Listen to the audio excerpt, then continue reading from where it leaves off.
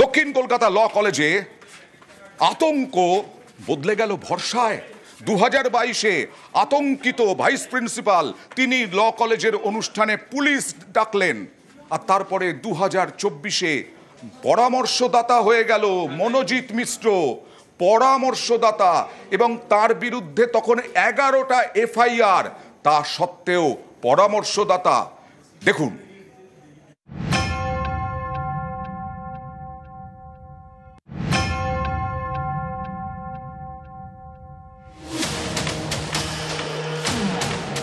মনোজিৎ মিশ্র ওরফে ম্যাঙ্গো কসবার ল কলেজে গণধর্ষণের অভিযোগে যাকে গ্রেফতার করেছে পুলিশ।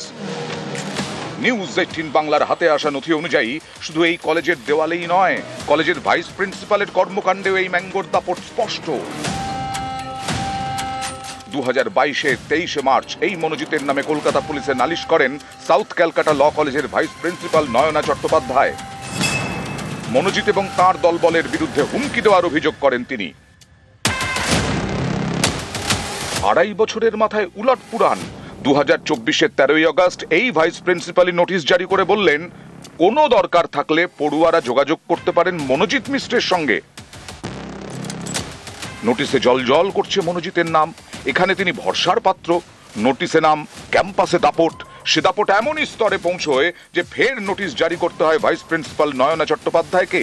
3 মাসে 3টে নোটিশ, প্রতি নোটিশেই এক সতর্ক বার্তা।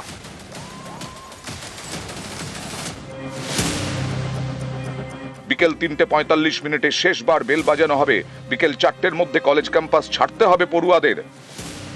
কিন্তু মনোজিতের দাপট কি আর নোটিশ দিয়ে আটকানো যায়? ম্যাঙ্গোর কীর্তি শুনুন ল কলেজে তাঁরই সহকর্মী পল্লব অধিকারীর মুখে। কলেজ যাওয়ার পরে আমরা থাকতাম না।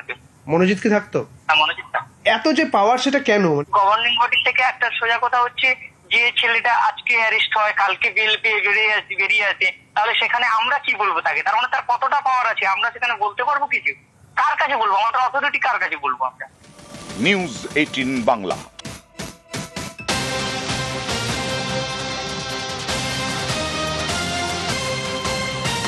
ভাইস প্রিন্সিপাল তো সব জানতেন, তাহলে ভাইস প্রিন্সিপালের কি কোনো ক্ষমতা ছিল না? ভাইস প্রিন্সিপালের সঙ্গে আমরা কথা বলেছিলাম। নয়না চট্টোপাধ্যায় কি বললেন দেখুন। আমি আগে টিচার ইনচার্জ ছিলাম, আগের প্রিন্সিপাল মারা যান, তারপরে একজন টিচার ইনচার্জ আসেন।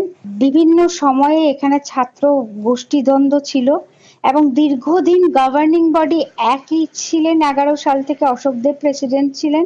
এই কথাটা আমি একদম ডিনাই করছি যে আমার সময়ে বারবারন্তর কোনো ম্যাটারই নেই।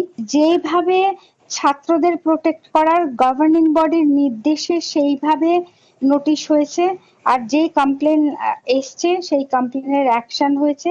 অ্যাপয়েন্টমেন্ট বা বারবারন্ত কোনোদিন একটা প্রিন্সিপালের দ্বারা হয় না। গভর্নমেন্ট অ্যাফিলিয়েটেড কলেজে মাথার উপরে জিবি প্রেসিডেন্ট আছেন, জিবি আছে। ভাইস প্রিন্সিপাল হিসেবে আমি যা করেছি সব জিবির নির্দেশে করেছি।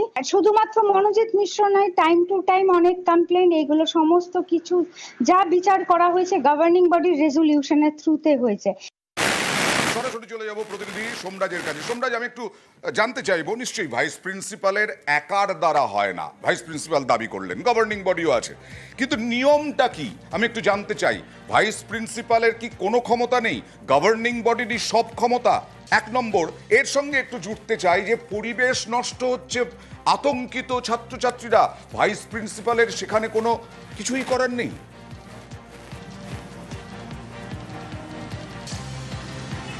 দেখো, প্রথমত কলেজগুলির নিয়োগের ক্ষমতাতে যে আইন কলেজগুলির হাতে দেওয়া আছে, সেখানে অবশ্যই পরিচালন সমিতিকেই বেশি ক্ষমতা দেওয়া আছে। যদিও কলেজ পরিচালন করার দায়িত্ব কলেজের প্রিন্সিপাল বা যিনি অ্যাক্টিং টিআইসি থাকেন বা ভাইস প্রিন্সিপাল থাকেন যিনি, কিন্তু পরিচালন সমিতি বা গভর্নিং বডি যে নির্দেশ দেবে সেই নির্দেশ কিন্তু মানতে বাধ্য থাকেন কলেজের প্রিন্সিপাল বা ভাইস প্রিন্সিপাল বা অ্যাক্টিং টিআইসি, অর্থাৎ যিনি কলেজের এই পদাধিকারে থাকেন তাকে মানতেই হবে গভর্নিং বডির নির্দেশ। তেমনটাই যে আইন রয়েছে রাজ্য সরকারের উচ্চশিক্ষা দপ্তরের, সেই আইনে এটা স্পষ্ট উল্লেখ করা আছে। এক্ষেত্রে ভাইস প্রিন্সিপাল যদি সাউথ কলকাতা ল কলেজে ঘটনা নিরিখেই দেখা যায়, তাহলে ভাইস প্রিন্সিপাল তিনি কিন্তু নিজেও পরিচালন সমিতির অংশ, এক্স অফিসিও সেক্রেটারি হিসাবে। এবারে যে প্রশ্নটা উঠছে, বা ভাইস প্রিন্সিপাল তিনি যখন আমাদের সঙ্গে কথা বললেন তিনি জানালেন যে তিনি তার যে সব ক্ষমতা রয়েছে সেটা নয়। আচ্ছা। তিনি সবসময় পরিচালন সমিতি যে সিদ্ধান্ত নিয়েছেন সেই সিদ্ধান্ত তিনি কার্যকর করেছেন। অর্থাৎ মনোজিৎ মিশ্রের নিয়োগ থেকে শুরু করে মনোজিৎ মিশ্রের বিরুদ্ধে যে ধরনের অভিযোগ জমা পড়েছে বা কলেজে সাম্প্রতিক সময় অর্থাৎ তিনি ভাইস প্রিন্সিপাল থাকাকালীন, নয়না চট্টোপাধ্যায় ভাইস প্রিন্সিপাল থাকাকালীন যা যা অভিযোগ এসেছে সবটাই কিন্তু তিনি কলেজের পরিচালন সমিতিকে জানিয়েছেন এবং পরিচালন সমিতি যে নির্দেশ দিয়েছে সেই অনুযায়ী তিনি কাজ করেছেন।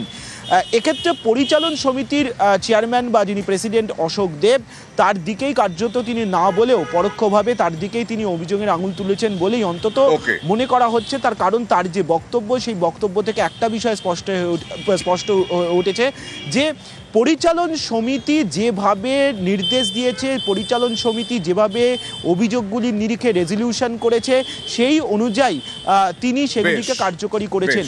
একা ভাইস প্রিন্সিপালের দ্বারা সবকিছু নিয়ন্ত্রণ করা সম্ভব নয় সেটাও কিন্তু তিনি স্পষ্ট করেছেন। ওকে, আর গভর্নিং বডির সদস্য শিবরঞ্জন চট্টোপাধ্যায় তিনি কি বলছেন দেখুন।